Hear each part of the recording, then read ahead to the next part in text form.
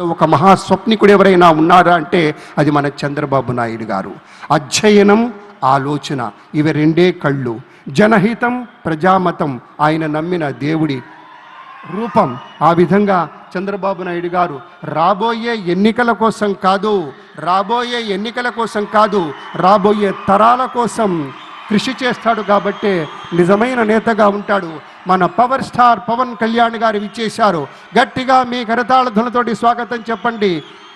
ఒక నిఖార్సైనటువంటి రాజకీయ నేతృత్వం ఎలా ఉంటుందో వారిని చూస్తుంటే తెలుస్తూ ఉంటుంది. ఒక నవనీతం లాంటి హృదయం ఉన్నటువంటి నేత మన పవన్ కళ్యాణ్ గారు, ఉప ముఖ్యమంత్రి వర్యులు. రసగీతంలా మాధుర్యభరితంగా ఉంటుంది ఆయన ఒక ఆలోచన సరళి. ఒక ఔదార్యం కనపడుతుంది, ఒక ఔన్నత్యం ఉంటుంది. సదా వందనీయమైనటువంటి ఆదర్శం ఆయన మాటలో, ఆయన చేతలో స్ఫుటంగా కనిపిస్తుంది. కాబట్టే జనసేన మొత్తం ఎంతో విస్తృతమైనటువంటి రీతిలో గట్టిగా మనస్ఫూర్తిగా మన పవర్ స్టార్కి స్వాగతం చెప్తారు. ఎందుకంటే ఆయన రేపటి రోజు మాత్రమే చూడడు. మన చంద్రబాబు గారిలా ఒక దీర్ఘగామి, దీర్ఘదర్శి.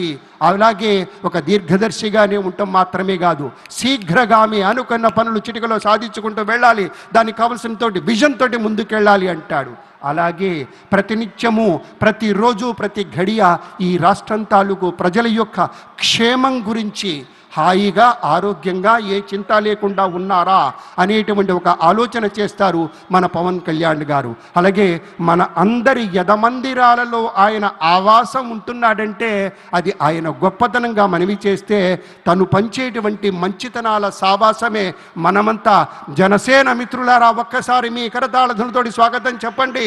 అర్ధాతీత మహోన్నత వ్యక్తిత్వానికి స్వాగతం అంటూ మన ప్రీతమ ఉప ముఖ్యమంత్రి వర్యులు శ్రీ పవన్ కళ్యాణ్ గారికి స్వాగతం.